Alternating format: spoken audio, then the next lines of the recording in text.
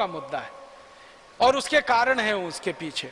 और कारण उनके यहाँ ये है, वो ये कहते हैं, यूरोप के सभी दार्शनिक इस बात को मानते हैं कि शरीर का आनंद ही चरम आनंद है।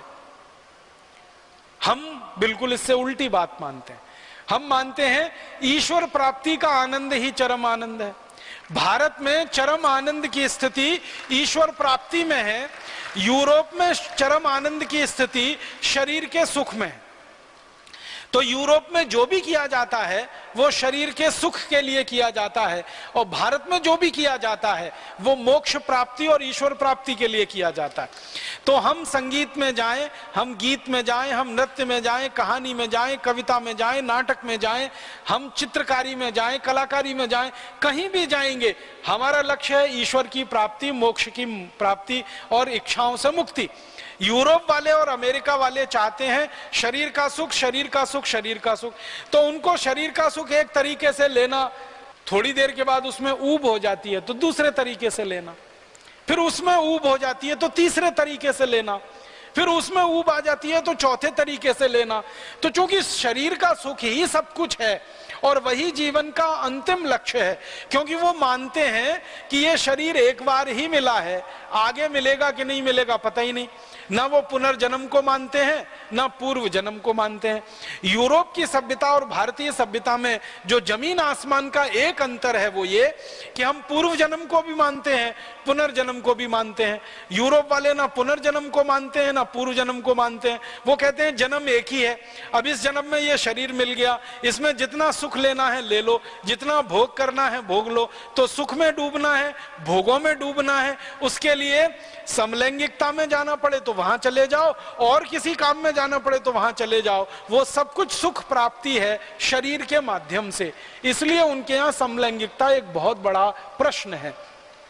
और इतना बड़ा प्रश्न है कि अमेरिका के राष्ट्रपति को अपना चुनाव जीतने के लिए इस पर वायदा करना पड़ता है, तब जाकर वहां चुनाव जीता जा सकता है। यूरोप के देशों की सरकारों में जो प्रधानमंत्री और राष्ट्रपति बनते हैं उनको वायदा करना पड़ता है कि समलैंगिकता के प्रश्न पर वो क्या करेंगे क्या नहीं करेंगे, तब जाकर वहां चुनाव जीता जा सकता है। माने समाज का बहुत महत्वपूर्ण विषय है वो, और इतना महत्वपूर्ण है आप अंदाजा लगाओ कि अमेरिका के राष्ट्रपति को कानून बनाना पड़ता है कि समलैंगिक लोग सेना में रह सकते हैं, समलैंगिक लोग वायुसेना में रह सकते हैं, समलैंगिक लोग जल सेना में रह सकते हैं, माने वहां की पुलिस में रह सकते हैं, कानून में रह सकते हैं, शिक्षा में रह सकते हैं। हर जगह समलैंगिक लोगों के लिए आधार बनाना पड़ता है, स्थान देना पड़ता है, क्योंकि उनके समाज का सबसे प्रमुख विषय है। भारत के समाज के लिए यह कोई विषय ही नहीं है, हमारे समाज के लिए इसका कोई महत्व ही नहीं है, क्योंकि हमने शरीर के सुख को जीवन का अंतिम सुख माना ही नहीं है कभी। हमारे यहाँ तो ईश्वर की प्राप्ति ही अंतिम सुख है और उसी में चरम आनंद है, और उसी लिए सच्चिदानंद की कल्पना इस देश में की गई है।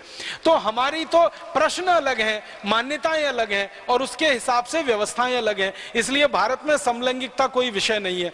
लेकिन पश्चिम के मीडिया ने भारत में समलैंगिकता का विषय बनना चाहिए और इस पर बहस होनी चाहिए और समाज में बंटवारा होना चाहिए, आधे लोग इधर आधे लोग उधर, उसकी पूरी ताकत लगाकर कोशिश की है। और उसी कोशिश का दुष्परिणाम है हमारे हाई कोर्ट के द्वारा, दिल्ली हाई कोर्ट के द्वारा दिया गया निर्णय और सुप्रीम कोर्ट में दाखिल की गई एक याचिका, ये उसी का अंतिम हिस्सा है। इसके पीछे पूरा पश्चिम का जगत लगा हुआ है, मीडिया लगा हुआ है। क्यों?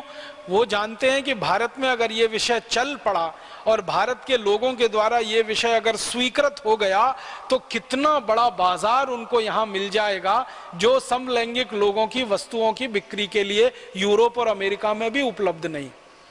उनको यहाँ का बाजार दिखाई देता है, इसलिए उनको भारत के विषय बदलवाने हैं।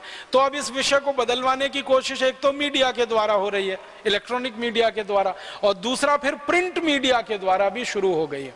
हमारे यहाँ कविताएं, कहानियां, नाटक छापने वाली पत्रिकाएं खूब इस विषय को आजकल उठा रही हैं और इस विषय में कहानियां लिखवाई जा रही हैं, इस विषय में कविताएं लिखवाई जा रही हैं, नाटक किए जा रहे हैं, नाटक लिखवाए जा रहे हैं, नाटक दिखाए जा रहे हैं। कारण एक ही है, वो भारत के मूल विषयों से ध्यान हटाकर कुछ ऐसे विषयों में ध्यान लगाना चाहते हैं जो अंत में हमको सांस्कृतिक अधःपतन की तरफ ही ले जाते हैं। बहुत दुख होता है, बहुत अफसोस होता है कि पश्चिम की नकल करके हमने हमारे सांस्कृतिक मूल्यों को एकदम ताक पर उठाकर रख दिया है और फालतू चीजों की